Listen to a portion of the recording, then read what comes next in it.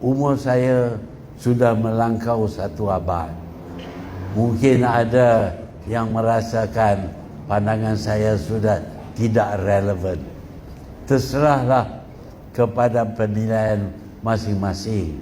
Namun, selagi nyawa di kandung badan, saya tidak akan berhenti berusaha dan berjuang untuk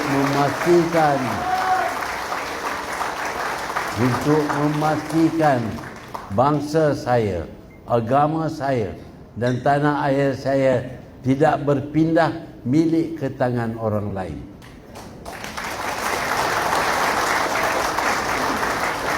Katalah apa saja, suruh saya bersara, duduk di masjid, beribadat dan lupakan semua ini. Mana mungkin saya berdiam diri jika dulu generasi saya dan yang sebelum saya berjuang menentang Malaya Union, pengganas komunis dan neokolonialisme. Apakah saya akan bertubuh dan membiarkan saja tanah air saya dirampas dan bangsa saya dipinggir dan dijajah semula?